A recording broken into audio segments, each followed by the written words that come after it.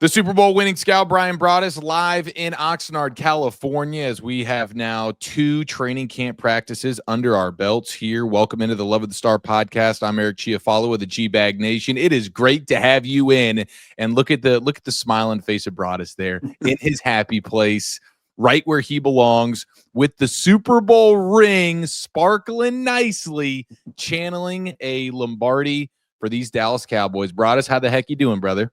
Well, you know that Coach Schottenheimer asked that everybody wear their Super Bowl rings around the team and stuff like that. So I'm just trying to help the coach out here. But mine came at this Dallas Cowboy organization probably cost me a couple of Super Bowl rings along the way. But nice to be with you, Eric. It's off to be a beautiful day here in Oxnard. It'll be day 3 of practice. And with an off day tomorrow, really kind of interested to see how practice shapes up today. Kind of had a little bit of a chippy one yesterday with some of the players getting after each other. And, Coach Schottenheimer had to step in and say, listen, let's not be swinging at each other. If there's going to be some physical play and all that, make sure we do it during the play. But yeah, always interested with a practice before an off day. How will the team come out and do that? But so far, I think the first 2 days, you had an offensive win, and I believe in the first day, and then defensive win yesterday. So if you're looking for that balance, we seem to have it at least through the first 2. I love it. I love it. Yeah, Schottenheimer was getting after those guys for the fighting stuff. Is that the most you've seen him kind of just go off and rip into somebody at this point in his tenure? Yeah, it was kind of it was one of those deals where he's such an easygoing guy, but you see the practices, and now the second one to have been watched, the coaching staff as a whole is a moving cheerleading machine. I mean, and I say that in a nice way. I'm not trying to be mean or anything, but they really are. Plays are being made. Coaches are running to get in position to encourage, finish, all these things. And so, yeah, he just didn't want it to be a situation where, his guys are taking swings at each other. Sam Williams took a swing and, he hit Troy Pride, and Troy Pride kind of got injured a little bit, and you just never know in those situations. You take a swing at a guy and you hit a helmet, and now you broke your hand or broke your fingers or broke your wrist, and now you're out for you're out for some time. So he dropped a couple of F-bombs on him to let him know how he felt about the actual physical swinging at a practice. Okay, so I want to go back. You mentioned day 1 was probably offensive win day, Yeah. day 2 defense. So let's go to day 1 a little bit. What stood out offensively that was encouraging? Yeah, I think with day 1, we were really all off season, and since Schottenheimer's been hired, we've had discussions in the media. I know our show on the G-Bag Nation on the station on 105.3 The Fan. I think general Cowboy Nation is what kind of offense is this going to be? And they talked about wanting to run the football, and they make the commitment to going and getting offensive line coaches that have that kind of background. And you just wonder, how serious they are. And then they draft a Booker to play the right guard spot, and so, like, oh, okay.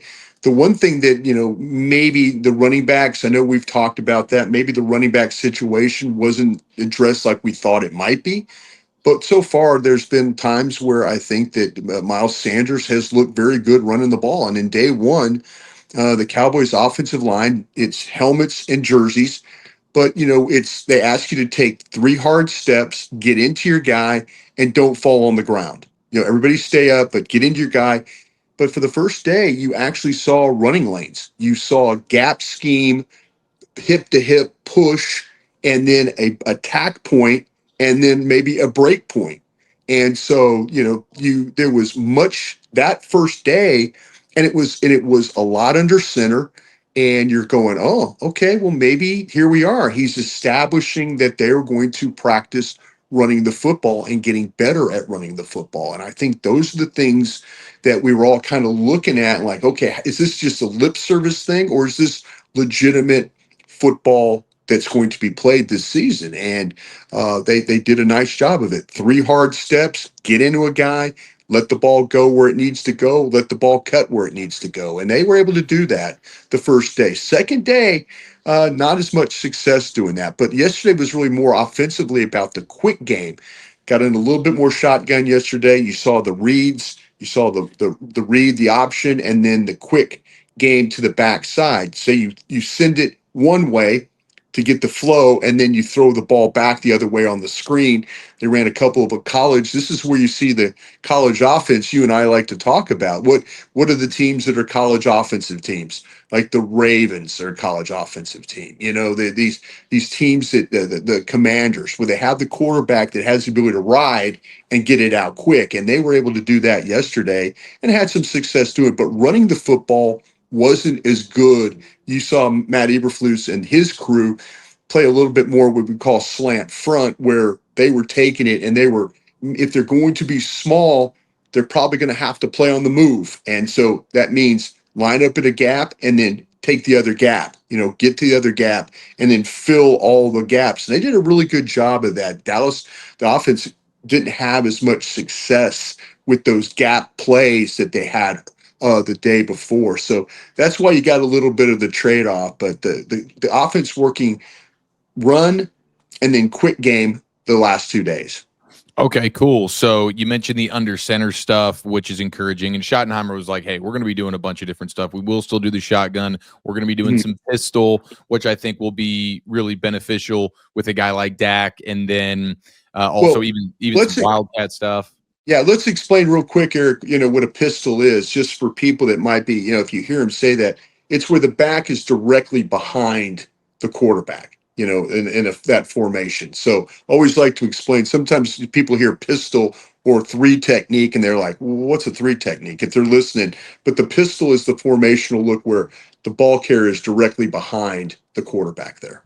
And the quarterback's in shotgun at that point. In shotgun while he's doing this, right? Yeah. Yep. Yeah. Okay. So they're going to mix in a bunch of different stuff. And he talked about the variety with the personnel groupings and condensed formations and all that kind of stuff. I think we've seen some glimpses of that as well.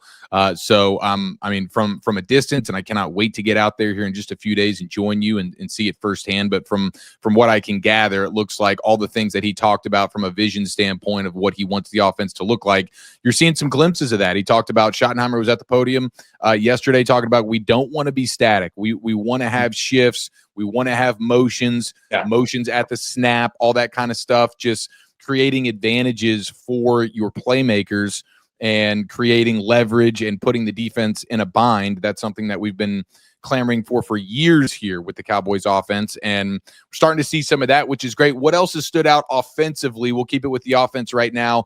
Who's jumped out at you? I know they've done a little Turpin at running back as well. Who's out there making plays? Well, this is going to be really different from where, because you could very simply say the CDs and the Pickens and all that, the low hanging. Let me tell you this, Spanford has had a good start to this training camp. And there's talk, Ferguson as a whole, I think the tight ends have done a really decent job right off the jump.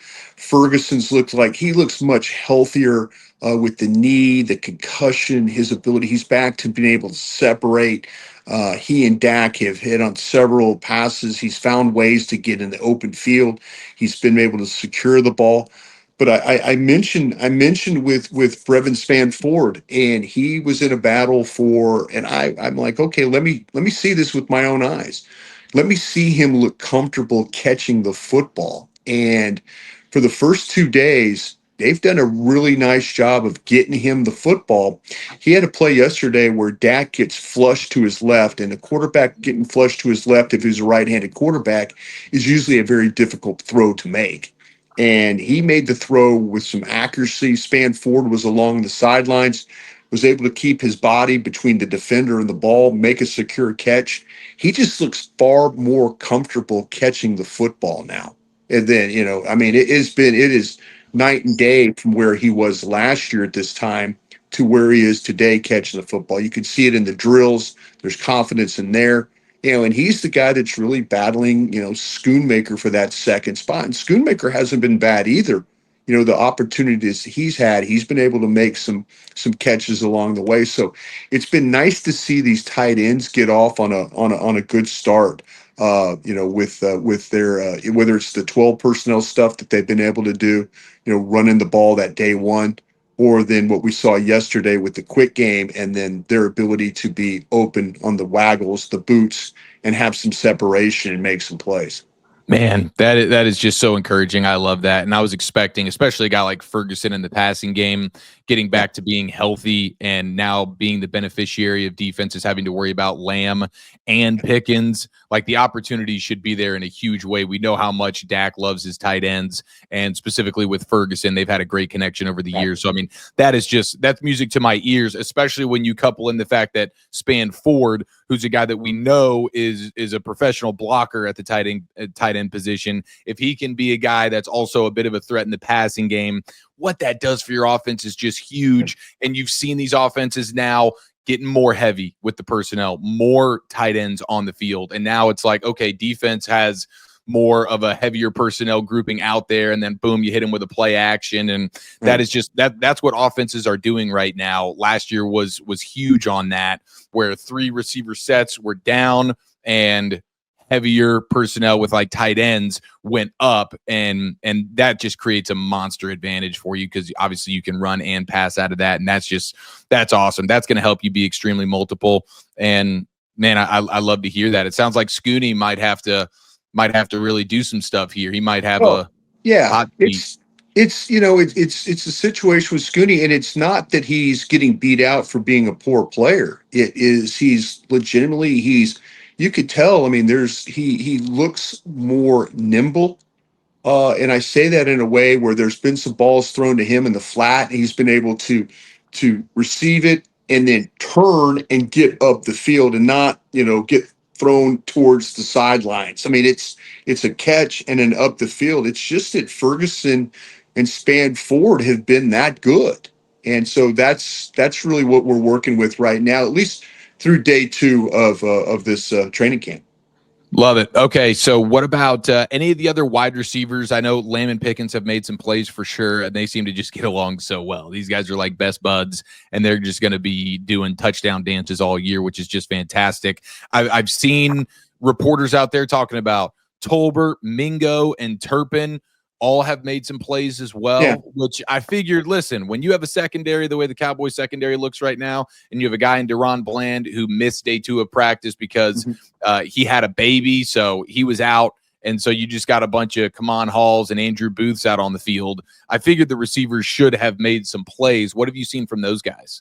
Yeah, with the thing with Tolbert yesterday, really a couple of times he made some really, it's not the down the field, vertical touchdown making type plays, but you watch the way that he's able to drive off the line and then the comebacks. He had 2 different plays where he was inside receiver, drove the corner off the line, and then was able to pivot back, come right down that stem, and then the ball was right there on top of him, and he was able to make a couple of those plays. Mingo made a really nice adjusting play on a inside fade when you mentioned Hall was in coverage, and Hall right now is your starting nickel a slot player. But he made a nice play off from Hall and Milton threw him the fade, and then he was able to adjust and make the catch.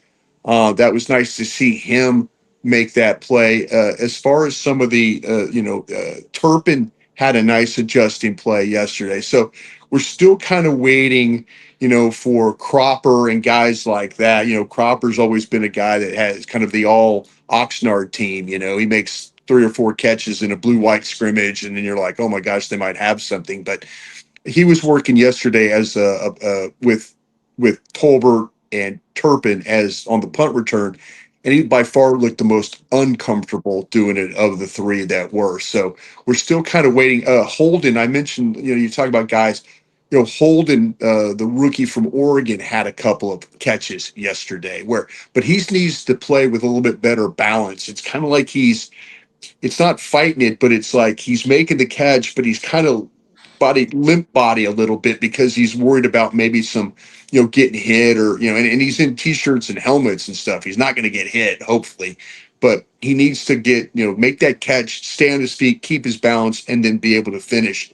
But the two catches he made yesterday, he went to the ground, and that's something they're sure the coaches are working with him on right now. Love it. All right, there's a little offense for you, and then I'll have some more questions for you, Broadus, on both sides of the ball coming up a little bit later. But let's go ahead and take a look at the defense now. You're listening to the Love of the Star podcast. Love of the Star is an Odyssey podcast. You can find it on the Odyssey app or wherever you get your podcasts. And a big thank you to all the individuals. I mean, hundreds of our listeners that joined in on the survey that we had talked about for the last couple of weeks here. Just thank y'all so very much for that. We are going to get and gather all that information, and we will be able to make sure that this podcast here on Love of the Star is giving you exactly what you want as a Cowboys fan and as a listener of the show. So just really, really appreciate all the hundreds of you that took the time to go ahead and fill out that survey. It means a lot to us, and it's going to just going to be better for you and all of us here on the podcast. So a big tip of the cap and a huge thank you, and a reminder that we do have the Love of the Star merch that is out and about. I'm going to be taking Broadus's Love of the Star t-shirt out to him in Oxnard here in the coming days. I've already seen some of our listeners tweeting out some photos of them repping, and they're super comfy shirts.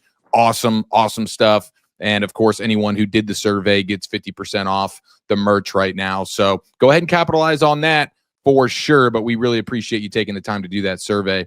All right, Broadus, let's go ahead and take a look at the defense. You said day one, more advantage offense, under center, running the football, getting after the defense a little bit. Day two felt like a little bit more advantage defense. Overall, what has stood out to you on the defensive side through two practices? I'll tell you what, Coach Schottenheimer was talking about, I think it was yesterday, that in the media availability at the podium, that he believed his team was going to be one of the top teams in the league when it came to turnovers, as far as creating turnovers on defense. And so far, so good in his proclamation and then the execution. There was several times that we've seen the last, and if you're an offensive player, you have to be a little bit worried about this.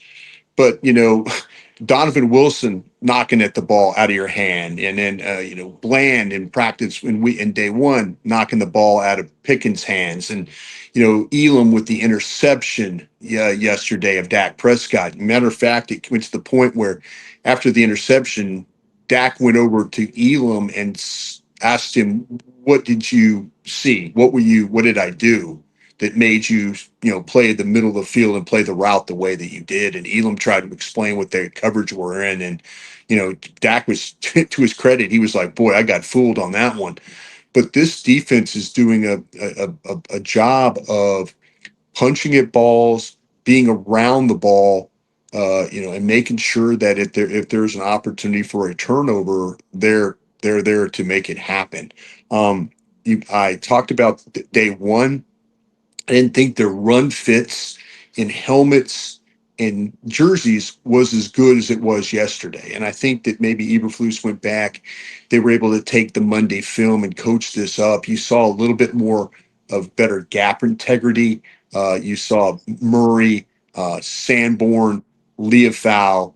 They did a much better job. Peyton Turner, they did a much better job of playing the front like they needed to. And so there was tag off situations. There was a little bit more of a muddy situation where Williams and Sanders and others had opportunity to run with gaps, and there wasn't there. There were bodies. They had a couple of times where on Monday's practice, Fowler came down inside on a slant, like a slant, just trying to close the gap, beat the block, tackle for loss. Yesterday, Sam Williams playing the left end did the same thing. So they did a much better job of playing the run when it came to being in gaps and being able to tag off when they had the situation. They made it very muddy for the offense to have to deal with that. That's encouraging. The takeaway stuff, I see a ton of drills where it looks like they're doing just a ton of drills. There's a ton of drills they're doing. They practice a drill on the linebackers. I was watching the linebackers yesterday up in the stands, and they have a drill where their ball is on the ground, so they throw the linebackers drop. So one linebacker gets a catch, gets the interception. The other linebacker runs and picks the ball up off the ground. So you have a ball there's whatever side they're going to, there's a ball on the ground to that side. So it's flow, interception, go with that ball, and then the second linebacker goes and picks the ball up off the ground like it's a fumble.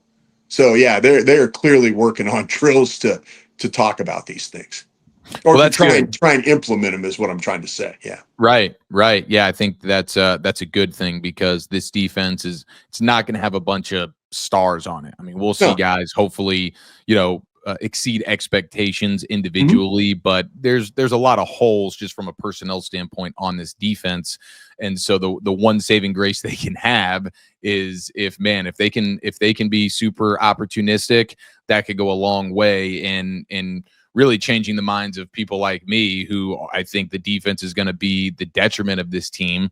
But if they're going to be getting a bunch of turnovers, that'll be obviously a huge game changer. So that's good. Now Micah hasn't been really doing much in the way of like actual practicing with the team when they go scrimmage and stuff like that. So who are you seeing like in the starting lineup from a defensive line standpoint?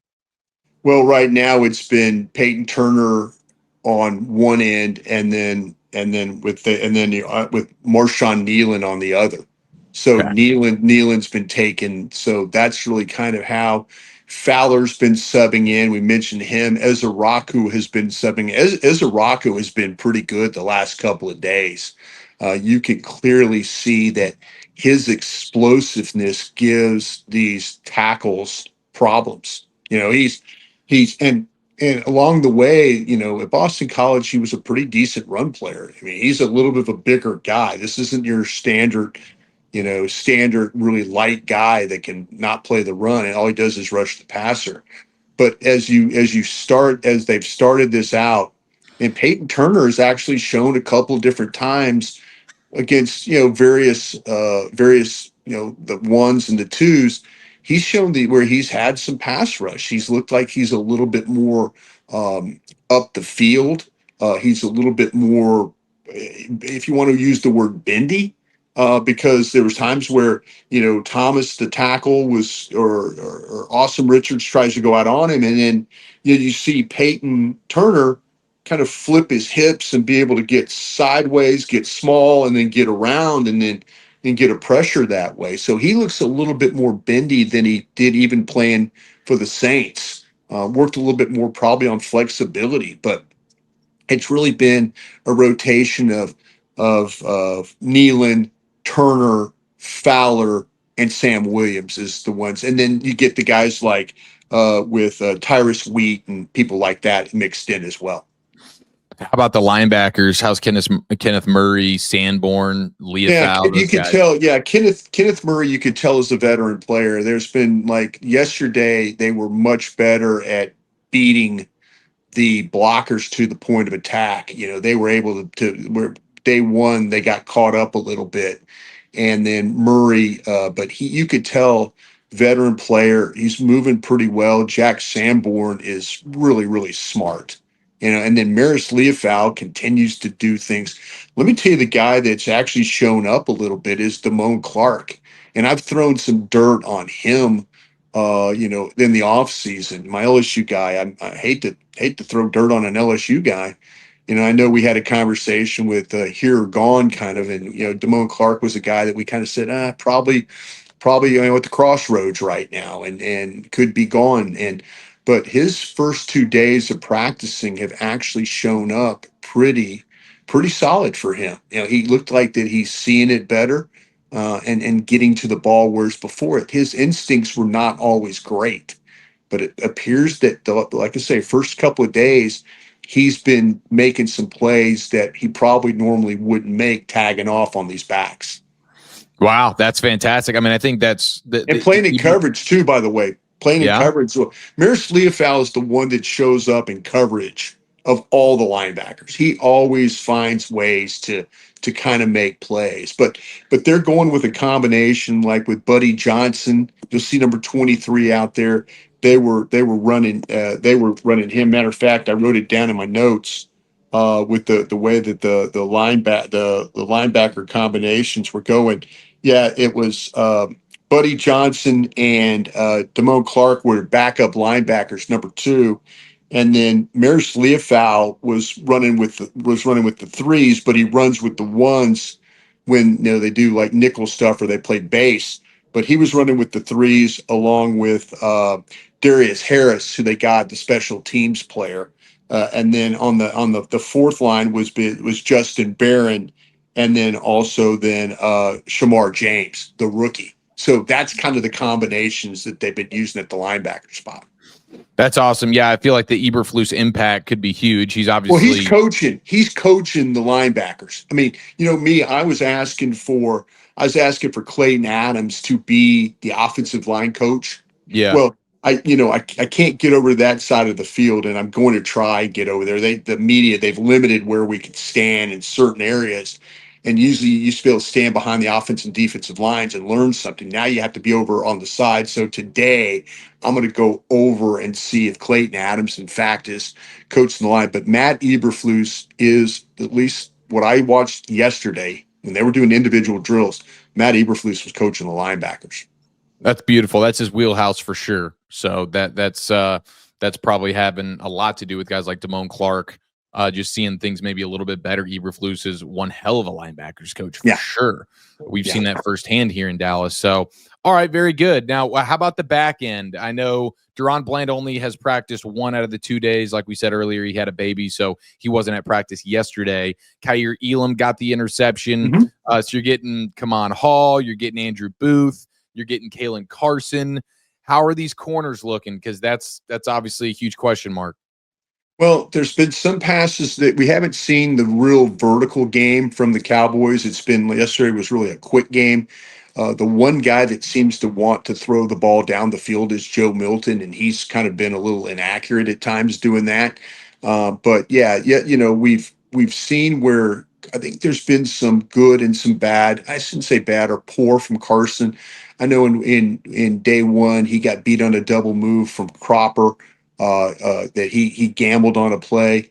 Booth had a nice play. The play that Pickens got hurt on, where he had the cramp in his leg, that was a play where Booth broke up the pass. But they're running Hall as the first nickel, and then Izzy McQuamu is the second nickel. Is what they're doing. So yeah, it's and then Carson, as you mentioned, is getting a lot of work, and then Elam. So that's kind of where they've tried to do some things with this secondary and we really haven't seen them. We haven't seen any one-on-ones or anything where they're getting challenged that way with the downfield. There's been the catches that some of these guys. I mean, now I will say this, and I was talking about Span Ford and stuff. There was a ball that was thrown to him over the top of a linebacker. There was a ball that was thrown down the field that went over the top of another route that went over the top of Wilson, the safety. So it's hasn't been the corners breaking down. It's been a linebacker breakdown or a separation or a safety with some separation. Okay. And the safeties, has it been Malik Hooker, Donovan Wilson? I saw Donovan Wilson. Yeah, was making it's been, and then and a lot of Wanye Thomas and Bell in coverage in day one was really very good. When they were running the boots and the waggles where they were trying to move everybody's eyes. There was time when Bell, like he hung right there with Span Ford, and Milton had nowhere to throw the ball. So, that part of it. But Wanye Thomas has been getting a lot of work there, and also though Bell has been getting a lot of work. I haven't really noticed, and I know during camp, Elijah Clark during the mini camps and OTAs, it seemed like everybody was talking about, Elijah Clark getting work with the ones, getting work with the two. I didn't really notice Elijah Clark all that much in some of these drills. He's the undrafted guy to Syracuse, right? Syracuse, right? Yeah. Okay, yeah, man. Marquise Bell, I love that because I don't know. There's just something about Marquise Bell that I like. I feel like he could be a really solid player for you. Yeah. Yeah. So hearing him making plays, that's encouraging. All right. Well, there's a little look at the defense, and now I'll go ahead and tee up some questions for you, Broadus, just about the team in general. You're listening to the Love of the Star podcast. Love of the Star is an Odyssey podcast. You can find it on the Odyssey app or wherever you get your podcasts. One of the things that stood out to me, Broadus, is back to the Mozzie Smith stuff and what they're doing with him. They're having him lose weight again, and they want him getting upfield. I don't know. Is everybody in this Eberflus defense, the whole D line is just everybody's supposed to get upfield? They're not supposed to have Well, like a true one tech. Well, yeah, that's the whole thing. If they're going to have to play, they probably realize they don't have a one technique, and they're probably not going to get a one technique. We'll see what happens with Jay Toya. There was a situation where Mozzie and Jay Toya were on the field together at second down, and so you're thinking, oh, was that 2 1s or is that Mozzie playing the 3? And so yeah, I feel like that they're going to be a team that's probably not going to have that big heavy presence in the middle. We'll see with how they navigate that, but at least the early indications are that Mozzie could be playing 1, he could also be playing 3.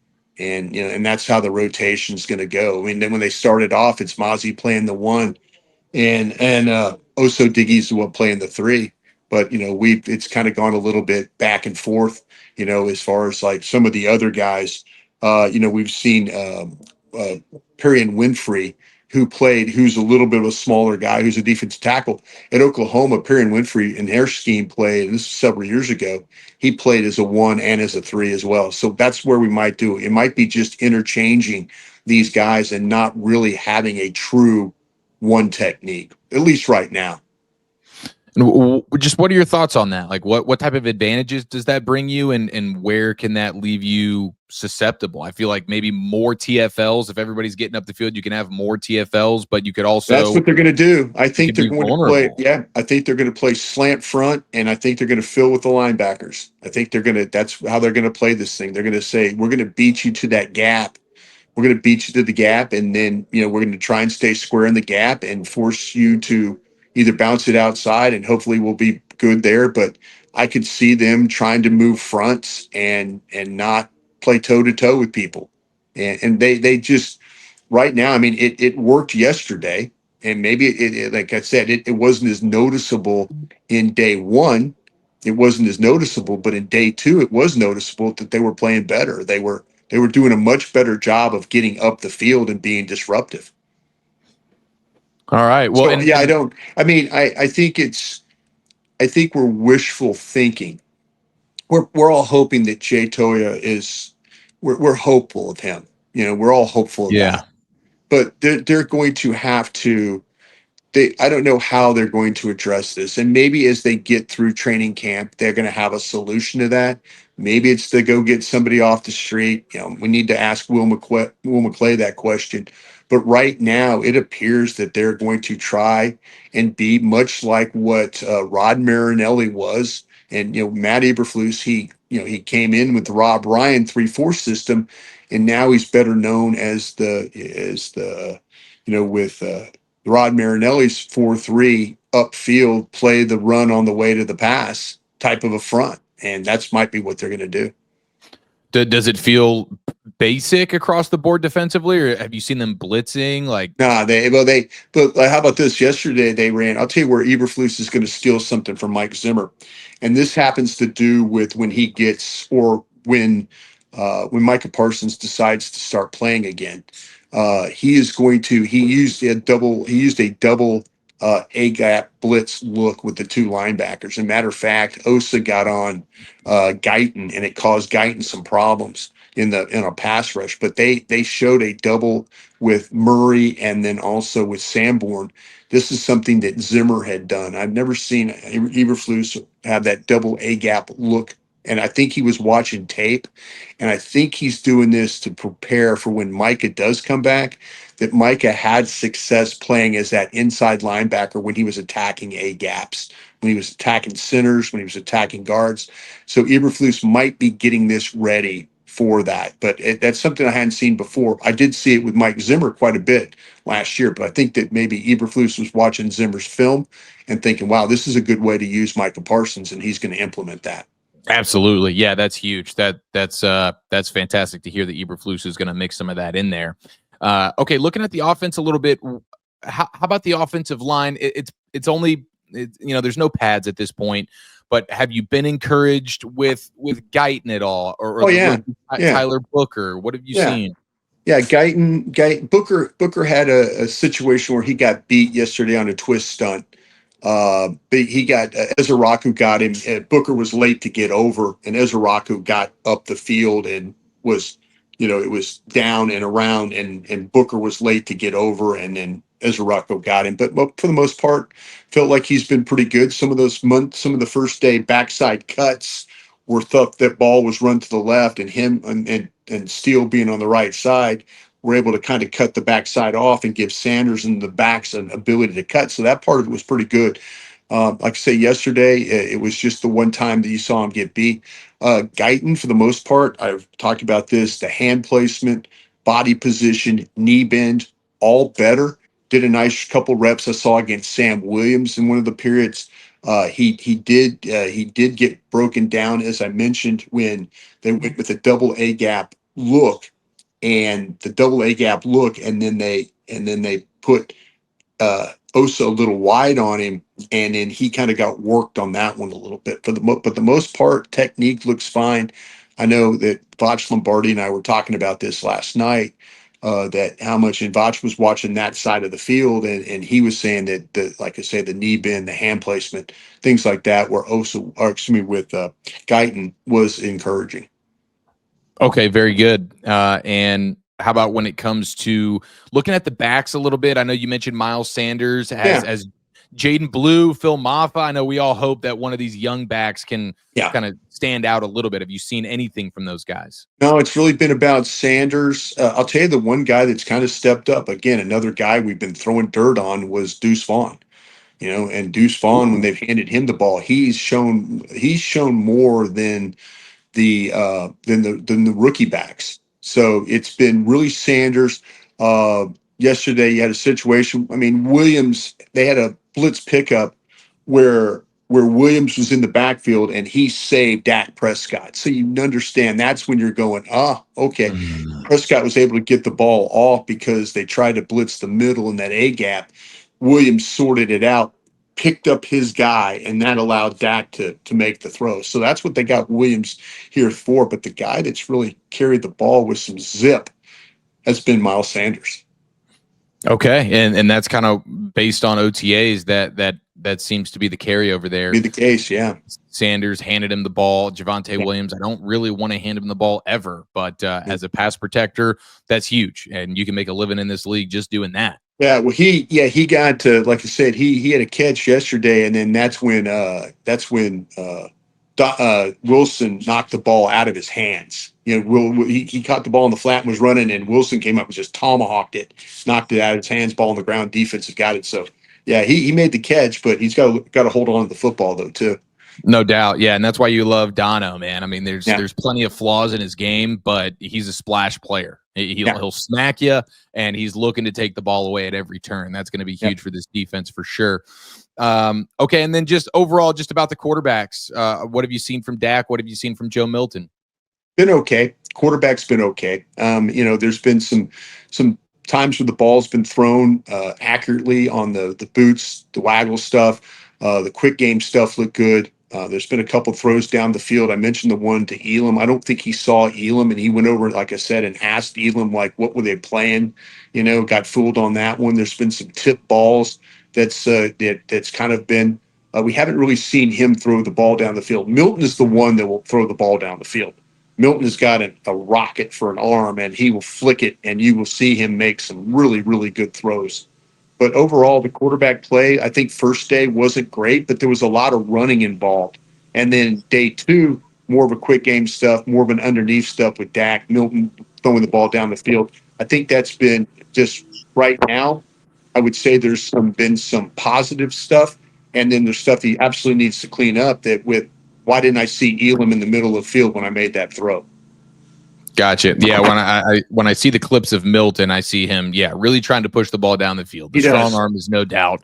Just gotta dial in where that ball's actually going. But he's got a total cannon. And then you see just some of the clips of the pressure kind of getting to Milton a little bit, and having to deal with that is obviously a bit tough. We saw an actual read option where he pulled the ball and had a run where. Remember how many times last year it was watch the tape and Dak hands it. If he just pulled it, he would have a 8 to 10 yard gain. Yeah.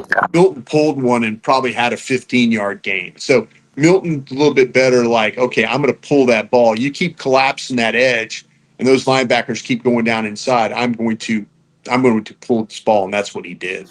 When Schottenheimer mentions the Wildcat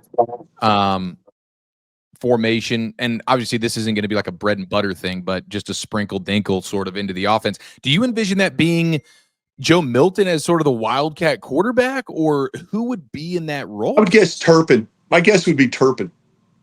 Turpin is the one guy that they hand him the ball and it's a 6-yard gain.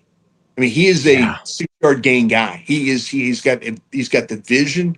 He reads quick and he's explosive. If I had to guess a Wildcat guy, I would guess it would be now Milton. Yeah, you could absolutely be right about that. My guess it's going to be something to do with Turpin. Yeah, Turpin is just somebody that you got to have in the mix. The quick game stuff, handing them the ball. He's just so fast and explosive that he can't help but gain, like you said, 6 to 10 yards. It feels like every time he touches the ball, go steal some first downs there. Right. That feels like a no-brainer aspect to the offense. And then just curious here, final question, something that we've longed for a long time. A quality screen game offensively. Have you seen any? It's all quick. Yeah, it's all quick. Yeah, it's quick game stuff. We did see a tunnel with CeeDee Lamb, but it's been more wide receiver quick game stuff than it has been like a running back. Like we're going to get the lineman out front and all that. It's been tunnel screens, kind of a college offense that way. With how they've got the ball to Turpin and how they've got the ball to Lamb and to Pickens as well.